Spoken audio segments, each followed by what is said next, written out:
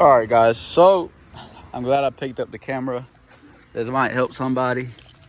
So what we're doing right now with the kota. So yesterday, my key fob battery died, and I was like, "Fuck it, I have the key." And I stuck the key in the keyhole. Doesn't turn for shit. I was like, "Fuck!" Now I gotta bust the damn glass. And I finagle with the key fob battery, and I finally got it to unlock. Well, if you guys don't notice, but we did get the Dakota painted. A whole new paint job on it. Bed liner, the whole 9 yards. No more fucked up paint job on it. Well, I think what happened was the body shop guy, he must have put my my key cylinder in there, upside down. That's locked. And now unlocked. So now the thing is twisting actually. See what I mean? That's locked, unlocked. So literally what I did was just pop out the door handle, and I flipped them. And honestly, I think these are only going one way. I'm not sure really what happened. When I take apart the passenger side, I'll show you guys what I did. But I'm actually glad I picked up the camera. And cause that was a scary situation to be in. I was like, man, I gotta bust the glass, or I'm about to pry it open. I'm gonna mess my paint job up and whatnot. But this was good to go. Let me put it back together, and I'll show you on the passenger side the steps to fixing it, or if you ever have this issue, you know what to do. And we also have some mods for the Viper. So let me go ahead and fix up the Kota first. I was gonna leave it for tomorrow, but it's supposed to rain tomorrow. So I'm trying to fuck with it right now and get it fixed. So let me put everything back together, and then I'll show you the passenger side from tearing it apart to putting it back together. All right, so this is locked. I got the door panel back together. Stick my key in there. Twist it, unlocked. Twist it the other way, lock, unlock, lock, unlock, lock. So this one's good to go. This is pretty straightforward. Besides that, the body shop guy, he did a great job on the paint. I know some of y'all gonna be like, well, if he charged you a big amount of money, I don't see why he didn't put it back together the way it was supposed to. That ain't nothing big, guys. There's a lot of motherfuckers out there that will leave fish scale on that shit. Or orange peel, not fish scale. I'm talking about the illegal substance. But I know a lot of painters out there that lay that paint shitty as fuck. And y'all went over there and fucking blow them. Y'all want to blow them that, hey, come with my guy, this and that, good prices, this and that, you know, and that's not me. I like quality work. I don't want to worry about polishing the fucking Dakota after my boy painted it and wet sanding it here and there. The way it's laid, that's the way it came out of the spray gun. Right now it looks a little bad because the Dakota, it's dirty, it's my daily, but come on, man. Y'all can't beat this shit. Color match handles like factory, mirrors like factory. He also did his, he put tape around here, like a clean ass outline to give it a little black trim. Shit just looks bad as fuck. Look at that glossy hood. But anyways, I'll watch it one day eventually and take a good video of it. Shit looks better than the fucking Viper for some reason. But back to the passenger door. So it's pretty straightforward. You will need a T25 Torx bit. There's a screw behind your handle, a screw here, or bolt screw, whatever the fuck you want to call it. The know-it-alls will correct me. And Phillips, and that's all. And then whenever you take those four out, you pull it up slightly and then pull it out, because it has 2 hooks at the bottom that you will fucking break. Talking for experience already. Let me bring all my tools over here, and then we'll pop that out. Well, that's everything. Pop that out, and I'll show you how to disassemble it. So this is what I mean with all the 4 screws, bolts are out. You pull it up from the handle like so, and it comes off. You will have to unplug your tweeter if your piece of shit is equipped with a tweeter, or the Infinity Audio from factory, and the rod to your door handle, and your switch panel, which I like to take the whole thing, just push it inward like so, rotate it, and pull your hook out, your door panel.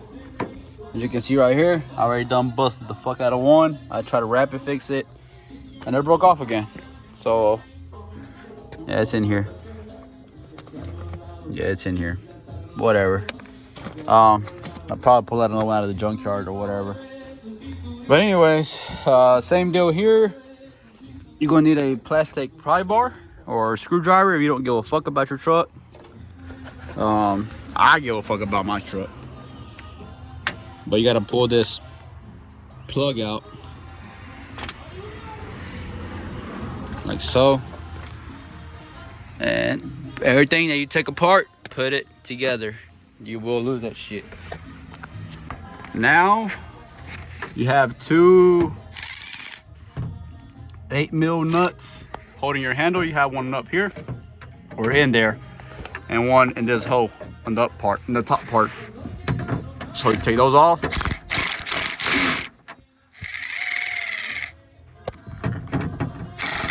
Well, these ain't 8mm. All right, let me switch sockets. So I got my 10mm. That bottom one was a 10mm.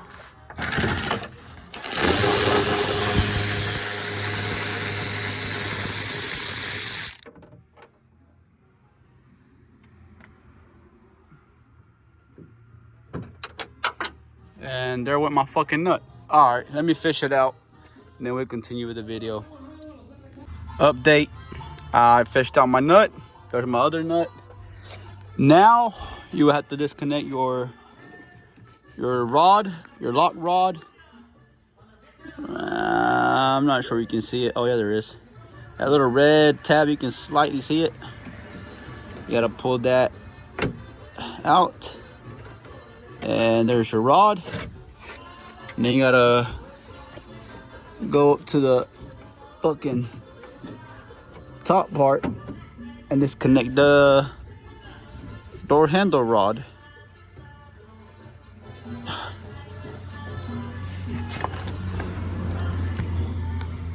You see that? Fuck. Nah, you really can't see it. Oh, there it is. That little piece of white rod. Well, is that the rod? That's a locking tab. The locking tab that locks the rod in the handle. You would have to unlock that and then pull your rod out. And it's a little tricky to get to it. I ain't no expert, but I'm not dumb. I'm not that dumb not to figure it out. I like to do hands-on myself sometimes. So you just gotta use your fingers if you're good with them. If you know, you know. You gotta use your fingers.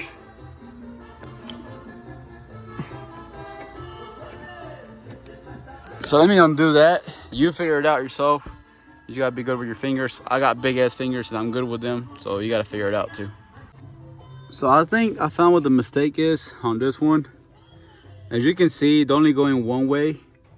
The top part, these little 2 studs or whatever this shit's called, will not fit in the bottom part, and the bottom part, well, obviously will be too small for the top part. I think what I fucking found is that the guy didn't push them all the way in, and essentially what I just did, I just pulled this clip out with my little flathead screwdriver. Pull this out,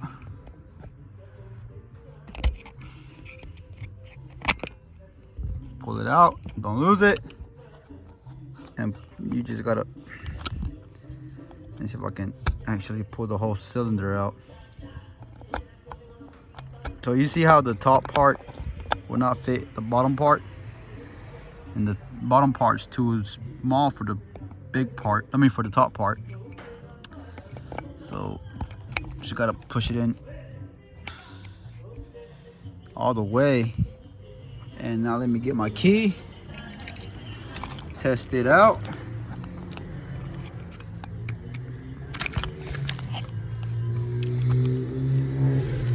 And there it is. Sure enough. So that was the part, that's what the problem was. It wasn't all the way pushed in. It was like half in and half out. But yeah. Just a little 30 minutes of my time, which is no biggie. I know some of y'all would go over there and bust the man's balls about it, cause all of y'all are just dumb as a bag of nails. But it's all right. I mean, like I said, I don't think anybody else would have done the kind of job this guy did. Quality job this guy did for the price. There's no orange peel on my truck whatsoever. No runoffs, nothing. This shit is immaculate. There's just a little problem, but I'll figure I'll make a video out of it. Maybe it'll help some of you guys out. Now the putting it back together part is the same shit as taking it apart. So let me go ahead and show you how that works. But yep, that's how you fix the cylinder.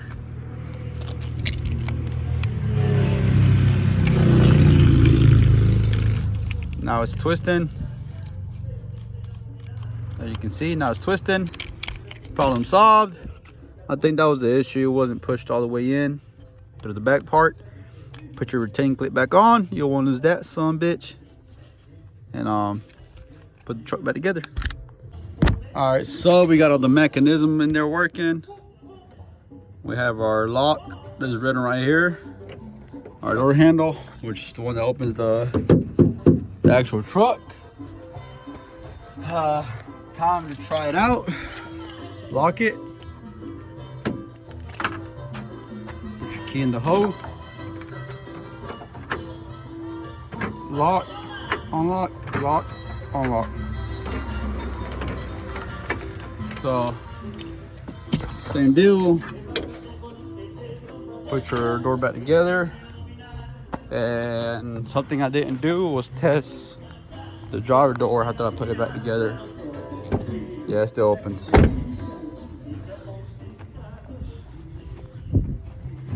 I'm gonna put the door back together and we'll roll on. So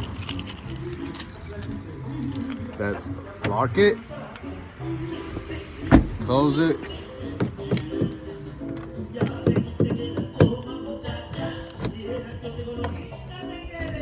That's unlocked. Yeah, there we go. Now we can lock it. Unlock it. Yeah, there we go. So that was it, guys. Like I said, just your Torx bits here, Phillips.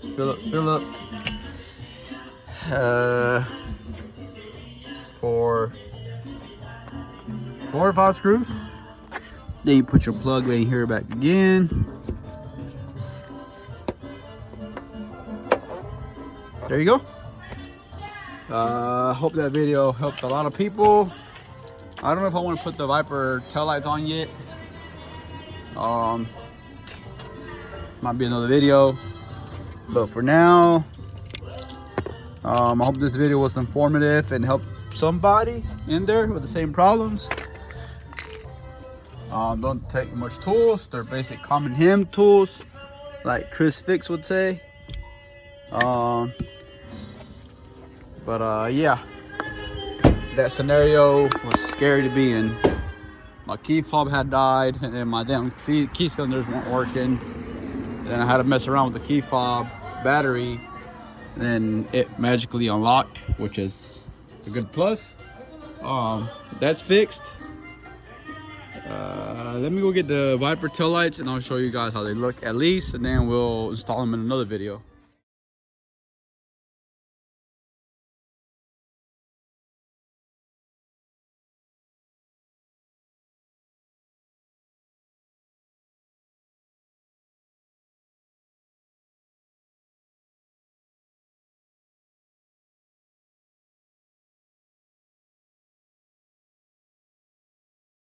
If you ever come across that scenario, hopefully you guys don't, because that is a very scary scenario to be in. But anywho, let's get to work. So for the Viper today, we have these tail lights. I like the stock ones, don't get me wrong, especially because I threw that nightshade dark film on them, and I taped off the lens, the reverse lens. Same deal with the third brake light. But I want to change it up a little bit. I want it to be a 20-year-old truck with modern things, modern mods, I guess. I like these because they're not too cheesy. Like you'll see ones with like chrome housing and clear lens, or a bunch of LED shit going on, and I like these. My personal opinion, I think they're clean, they're simple, they're modern. They do come with built-in resistors already for hyper flash, plug and play harness. Hopefully everything works as it should. At some point I had the little C-bar, but they were black. They look alright at night, but during the day I thought they were cheesy. They didn't go with the truck. Too much black going on. Too much black going on, and I kind of want to keep it clean as well. I know it's the black and yellow package, but at the same time, I don't want to have too much black on it. I want it to be clean, a little bit of contrast. So I sold them other ones, and then I got the stock ones back on, and I threw a little layer of nightshades, and I think they look all right. Like I said, I like to be up to date. I like the modern stuff. We got the third brake cargo light. I do use my own sockets as well, LEDs for sure. So let's put these on. My only fear would be, there's a YouTuber, I'm not sure if you guys are familiar with him or even watch his content, but there's a YouTuber, and he had a SRT10 commemorative edition, the white with the blue stripes. And he bought some really cool tail lights. And whenever he plugged them up, the wiring was all messed up. Like he would turn on a turn signal and the wrong thing would flash. It was not wired, I guess you can say, properly for that truck. And he had to return them. He probably could have fixed them himself, but if you're gonna pay the money, you ought to think the product was gonna come in properly, right? So to remove the stock tail lights, you will need a T20 Torx bit and take out these two screws, and don't lose them. Excuse my neighbor's peacock in the background. Jesus, all right, I might need my right hand for this. So once those two screws are removed, once again, they're T20s. You want to pull the tail light out towards you. Pull it out. Don't pull it to the right or pull it to the left. You will snap the studs, and you will be in for a bad day. Unless you want to break your shit, you don't want to use stock with them more, you don't want to conserve them. I like to conserve the stock things in some stock cars. In some cars, this truck in particular, I like to hold everything that's stock. I have the stock radio right here. I have the stock intake box up there. Whenever we had the aftermarket radio, aftermarket sound system in it, I retained everything stock for it. And once we sold it, we put it back on. Why do I hold everything stock for it? I just like to hold everything stock. I like to hold on to the stock stuff, because if I was ever to sell it, the truck is worth more stock than what it is modified, if I'm explaining myself right. So if somebody that really knows about these trucks, or somebody that really knows about cars, for example, the Hellcat, the Neon, shaving the Dakota. It's an RT. They only made 200 of them and some change in the United States. Regular cab, blue. If you really know about cars and you know what they're worth, you can really sell. If you sell it to the right person, you will make a good chunk of money out of it. So like I said, especially this truck, they only made 500 of these in yellow. So if I want to sell it, I put the stock tail lights on, stock radio on, stock intake box on, and it's pretty much a stock truck. So for this truck, I like to hold everything stock. Oh, and I was gonna make a video on this too, on the bed extender. I'll explain that later. But anywho, you're gonna need a little flat screwdriver to pull out these red locking tabs that Dodge likes to use a lot. I think Ford uses them too. A lot of manufacturers use these, but I know Dodge really loves to use these things. Then they break because they're all heat. Let me push that shit out. All right, so like I was saying, you gotta push this red locking tab out, and be careful, don't break it because they're really brittle. Like I said, 20-year-old truck has been through some heat. Back in the day, they never made really good plastics, so be careful. And then you're gonna need a Phillips screwdriver to pop out that reverse light, because you're gonna need it on your new tail light. For that, I'm gonna use my handy dandy DeWalt impact gun. So let me take out that reverse light. It's only 1, 2, 3, 4 screws. Pop it out, take out that reverse light, then bolt it back up and transfer it to the new one. So before we bolt up everything, I'm gonna go ahead and I already got it plugged in. I'm gonna go ahead, I got my reverse light on. The resistors are plugged in. I'm gonna go ahead and turn on the DRLs, and we're about to find out how that shit looks.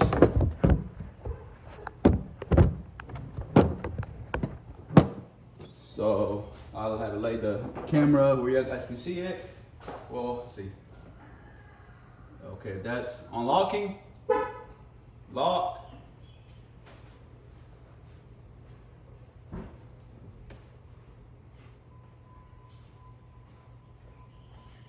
That's DRLs.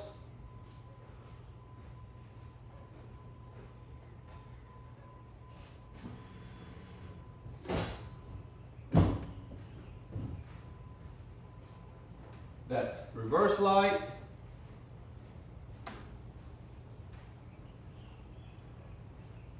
And that's turn signal.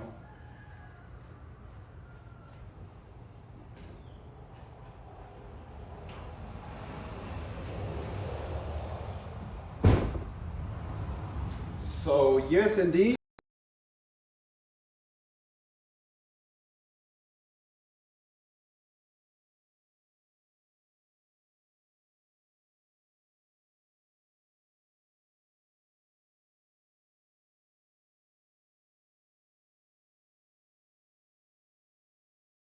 Where it's not in the way of the tail light. After I push it in with some brake cleaner, spray some there, then just clean it up real good. You want that adhesive to really stick. So I think we should be good there. Oh yeah. So let's clip it back on there. I'm gonna stick my resistors and roll on to the passenger side. And then we'll see how good they both look with both of them installed. Another really cool thing about these resistors, they also come with a pigtail. So if you ever got to service your tail light for whatever reason, you just simply disconnect them, and you cannot connect them wrong back to where they were supposed to. Black and yellow, red and black, red and black. So this is a really good product for the price. So I stuck them up there where they're not gonna be in the way. And this, I'm not sure what I'm gonna do with it yet. Kind of wanna, I'm not gonna drill it. Well, I'll see what I'll do. So they send you their own hardware. So your T20s, you will not be using them anymore. But once again, you might want to hold on to these, because if you ever go with a different tail light or you go back to stocks, you will need these. These guys provide you some longer ones because these don't reach. As you can see, all installed. Yeah. Yep. I dig that shit. I dig it. So, same procedure onto the passenger side. So, same deal, driver's side. We're gonna do what we did in the passenger side and the driver's side. You gotta disconnect your resistors. And they also use quality tape, 3M. Same deal. I'm gonna patch them up right here. I already cleaned it up with brake cleaner. Just took out the reverse bulb out of the stock tail light, put it in here, unlock it. And I think they're not polarity sensitive. Polarity sensor. Look.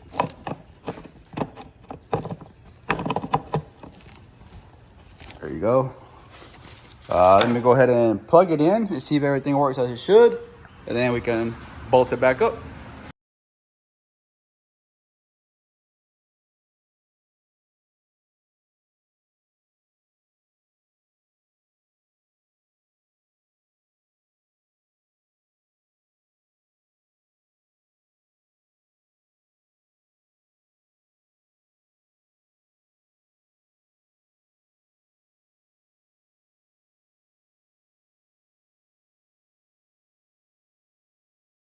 So we got both taillights already plugged up, mounted, both sides. Now what I'm gonna do is tack with a third brake light up there. I already fucking like these. I'm digging them. I'm digging them a lot. Fucking digging them. So we gotta climb up here now on the bed tunnel, taking off my shoes. We're gonna undo the third brake light now. Transfer that wiring harness onto the new one and roll on. Jesus Christ. So whenever y'all doing the third brake light, get a good screwdriver, because I just broke the shit out of mine. That shit was tight. I had to use a damn impact driver to get it out. But anywho, once those come off,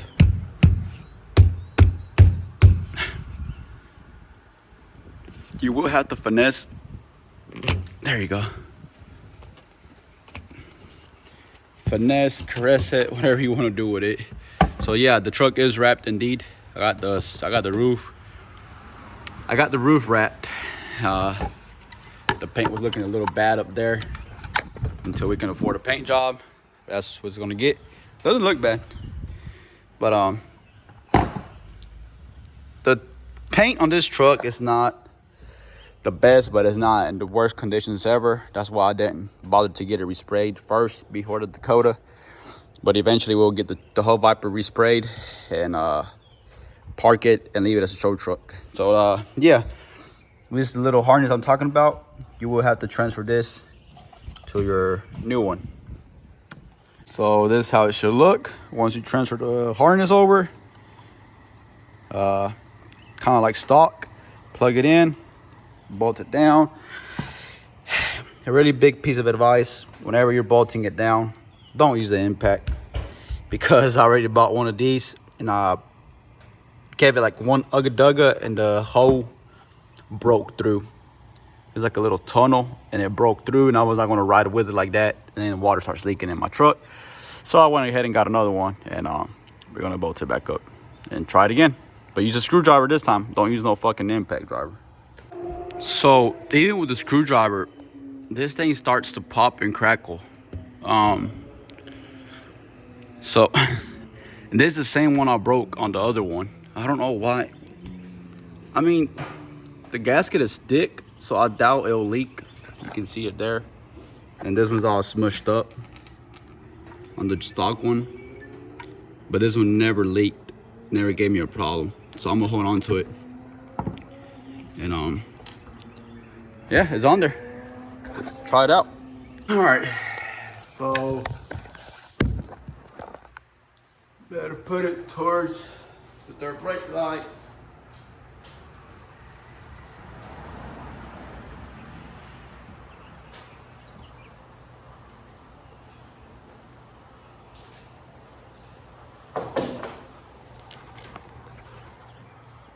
So there you guys have it.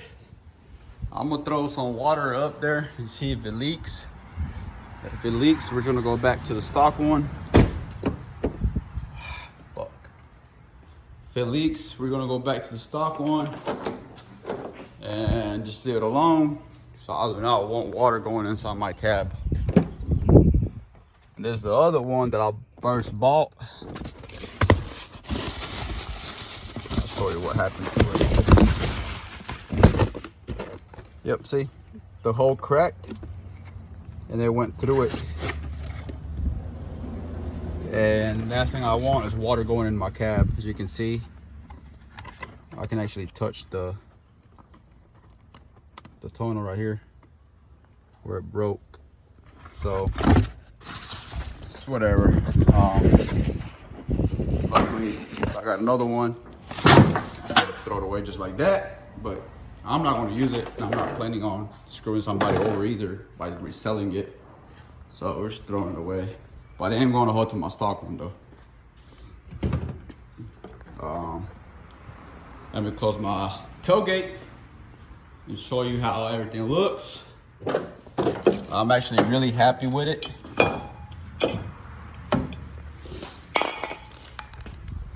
Really happy with it. It cleans up I feel like it cleans up the truck a lot. Like a lot.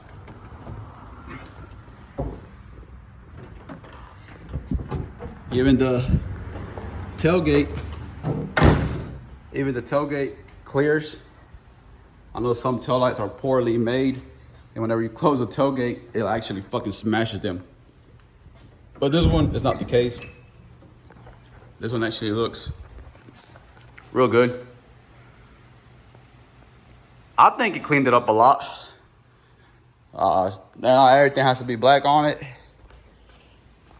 That, guess it's got to take time for it to grow on me. But besides that, I'm really happy with it. I'm gonna throw water on it and see if it leaks. And if it leaks, we're just gonna go ahead and swap onto the other one. But for that, I gotta move the truck forward. I don't want water in my garage. So let's go ahead and move it forward. So there you guys have it. I'll spray the water on it and no leaks inside the cab. Hopefully it continues that way. If you get this one in particular, snugly tighten your screws back to the cab because you will fucking break it. That's taken a while to grow on me. I wanted something similar to this, but I couldn't find anything. So hopefully it grows on me. If not, I'm gonna have to put my stock one back on, or eventually it'll fucking break and we'll put the stock one back on. Who knows? Anyways, these taillights, they fit perfectly fine. I fucking like them. I'm gonna leave them. I feel like they cleaned up the truck a lot. So next up, we'll be doing an oil change. I like to put fresh fluids in this truck. Then we'll probably get into the detailing now. When summer's right around the corner, the summer nights are long and the whole 9 yards. Out here chilling with the family, grilling, whatever. I'll probably get to polishing it because it's really rough. I know y'all hear that. We're gonna polish it and make it look 10 times better. I don't care about to take out the neon for a while and leave the truck in the garage by itself with the Hellcat. The Hellcat's just there chilling. The tune has actually been already revised. The car is really spicy for it to be a stock vehicle. So we're done with the Hellcat for now. It's at its stopping point, tuned and little bolt-on mods. So that's gonna stay the way it's gonna stay.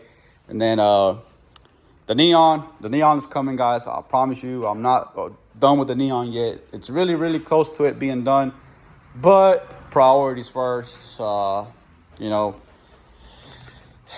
the Viper update on the Viper. Actually, the other day we drove it to the beach and I started hearing a little buzzing noise on my steering wheel and I was feeling it. So I came to find out my rack and pinion is taking a dump. We have another one on the way, of course, from Venomous Racing from Waco, Texas. Big shout out to that dude.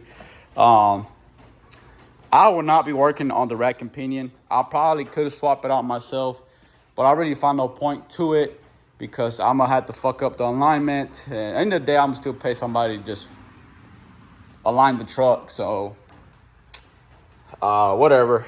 I could swap out that rack and pinion myself, like I said, but no, I'll just pay somebody to do it, and it's somebody of trust. There's only 2 guys that I know that I will let them touch my vehicles, and that's gonna be into God knows when. But actually, a buddy of mine, he's gonna take it and he's gonna work on it, and he's gonna take it to his job and realign it, because when you take out that rack and pinion, they have to take out the inner tie. Oh, the rack and pinion comes with inner tie rods already, so I need to order outer tie rods.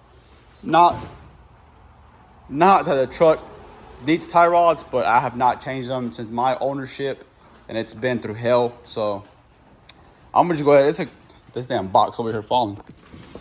So it's a good practice. If you're gonna, I'm a firm believer. If you're already gonna be in there, you might as well fucking replace them.